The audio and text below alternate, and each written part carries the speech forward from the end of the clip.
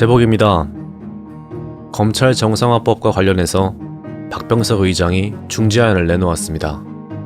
역시 최종 빌런다운 결과물이었는데요. 이렇게 국회의장 마음대로 의회를 주무를 거면 과연 국회의원 선거를 할 필요가 있나 싶은 생각까지 듭니다. 수많은 유권자들이 민주당에게 172석을 몰아준 것은 제발 협치하지 말고 뚝심 있게 밀고 나가라는 국민의 명령이었습니다. 중재안의 전문입니다. 제가 보기엔 그 교활함이 아주 섬세해 보입니다. 교활한 언어의 가장 큰 특징은 모호함. 몇 가지만 살펴보면 검찰의 직접 수사권은 한시적, 최소한 몇 개월 후랄지 시간이 명시되어 있는 게 가장 좋습니다. 근데 어떻죠? 검찰 외 다른 수사기관의 범죄 대응 역량이 일정 수준에 이를 때까지 라고 합니다. 일정 수준은 어디까지이며 그 수준은 누가 판단하죠? 누가 보면 우리나라에서 검찰만이 수사를 아주 대단히 잘하는가 보다 하겠습니다. 현재 대한민국에서 수사를 가장 잘하는 조직은 경찰입니다. 다만 경찰의 모든 수사권을 넘기는 것은 또 다른 권력의 집중을 불러올 수 있기 때문에 신중해야죠. 따라서 중수청 같은 별도의 수사기관을 고려하고 있는 거고요. 6대 중대 범죄 중에 부정부패와 경제 분야가 빠져 있습니다. 당연히 부정부패와 경제 분야가 가장 큰 분야입니다. 이걸 빼고 뭘 하겠다는 걸까요? 모호함의 끝은 바로 이 4번 항목입니다. 범죄의 단일성과 동일성을 벗어나는 수사는 금지한다.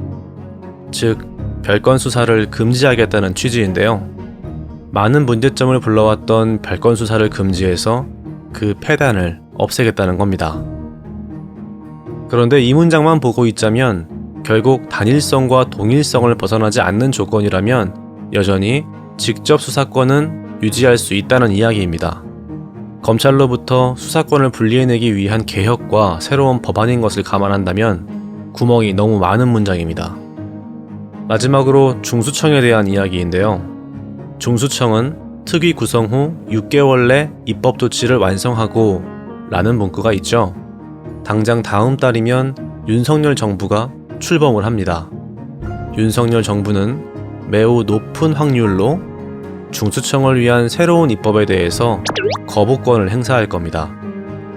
그렇게 되면 모든 것이 유야무야 되겠죠.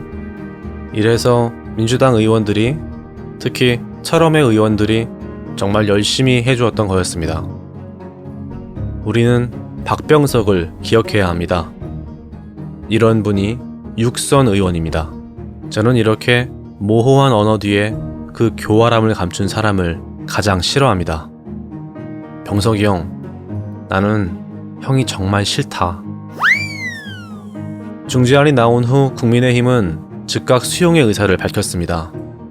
더불어민주당은 의원총회를 열고 국회의장께서 중재안으로 제시한 것에 대해 수용하기로 이렇게 결정을 했습니다. 그리고 중재안에 좀 부족한 것들은 향후 우리가 보완해 가겠다라고 최종적인 결론을 내렸습니다.